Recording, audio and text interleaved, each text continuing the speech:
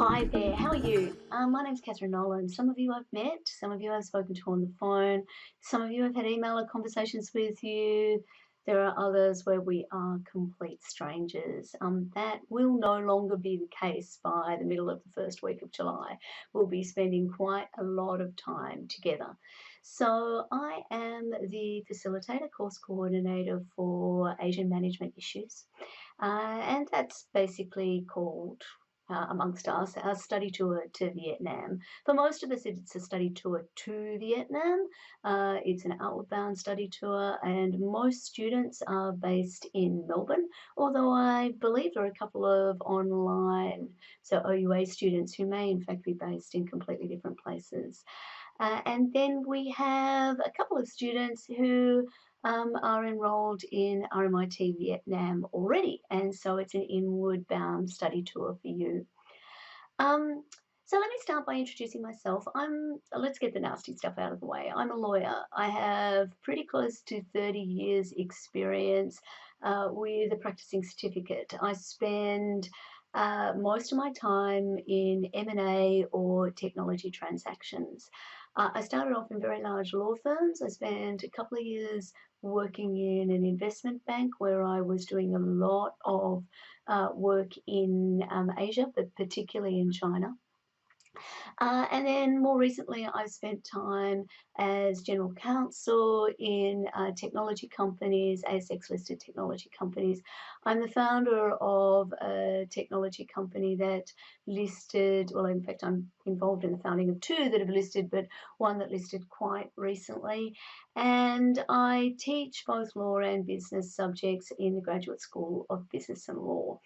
One of the things I love about the opportunity to do this subject is when you're working with business students, you're working with lots of business students. And when you're working with law students, you're working with lots of law students. And I love the opportunity to make the study much more like real life, where in real life, when you work in a group and you collaborate with people, everybody brings their own discipline knowledge, their deep discipline knowledge, in order to form teams where everybody has a function.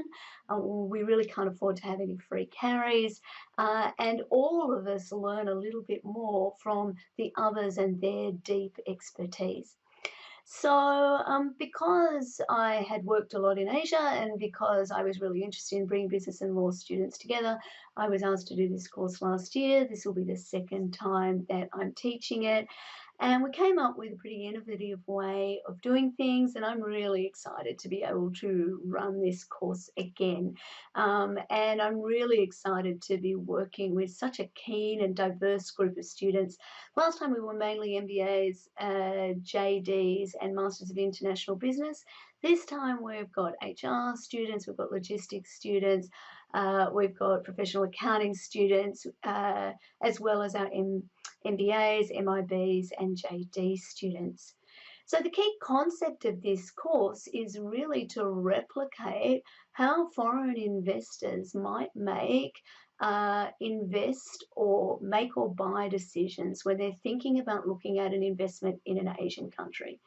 Can I start you right at the very beginning and tell you what we're not going to do?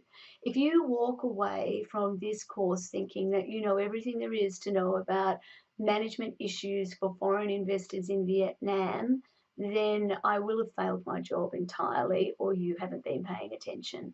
What I am really hoping you will get out of this course is some frameworks and methodologies for answering questions and a much better sense of the kinds of questions that you will need to be asking. One thing I can tell you for sure is Vietnam is not all of Asia, and all of Asia will not be like Vietnam. And so we really need to think about what is Asia, does it mean to be a foreign investor in Asia, what foreign investment are Asian countries looking for, and how do you win in that environment. So one of the things I've been asked to address here in all the welcome messages, what concepts or ideas are important and what do you need to know when you get started? Well, the need to know is easy. Have a look at the logistics stuff. Clearly, you're going to need your visa if you're traveling into Vietnam. You need to organise your accommodation. What do you need to know already? I'm not sure that what you need to know is particularly relevant. What I need to bring with you, for you to bring with you, is an inquiring mind, a willingness to learn, a willingness to be open minded and to have your assumptions tested, and the willingness to bring with you and to share your discipline knowledge with a view to having that tested, tweaked, prodded, and pulled in a number of different ways so that you can learn how to work with other disciplines in the same space. What do I want you to do before we get started? There's a lot of reading there. Realistically, I don't expect you to do it all. What I do expect you to do is to work out what you think you're comfortable with, and work out what you think is going to be most important to you given the approach and your decisions about what it is you want to focus on when we end up in country. I'll explain when we meet each other again, or when we meet face to face and in the online webinar, some more about the first reflective task. But that is a really important task, not the least of which is because it's worth 20% of your overall mark, but that will set up for you some goals and some frameworks for how you're going to manage your learning and your expectations while we're working together. And secondly, I'm going to use the information you give me there to form the collaborative learning networks, the CLNs, the groups that you're going to be working in. And I'm going to do that with our client so that we can frame really a great question for you. The client, I'm really excited about. Last time we kind of had imaginary projects. This time we've got real projects. So we're going to be working with a company called Platinum Global. It's a company that essentially outsources technology services, design services for the construction industry from Vietnam to Australia, New Zealand, the States, Canada, and I believe some other places. It was started by an Australian guy who will be with us in Vietnam, I hope. There are, as I understand it, 2 Australian staff members, the CEO and the founder, who really heads up business development now. And the company is now owned 70% by Berkshire Hathaway. If you haven't heard of Berkshire Hathaway, you really need to find out who they are before we get started. So they now have 900 staff, so 900 local staff, and they have a mandate to double in size in the next 2 years. So we really need to help them think about some strategies for making that happen in the most sustainable way. And we're going to do that with some of their team members, and I think it's going to be a fabulous project. So what next? Looking forward to getting started. If you haven't already done so, get onto that Visa Quick Smart. I've got a form in Canvas that asks you, I should say, for some details so that I can know where you're staying, that I have your phone number.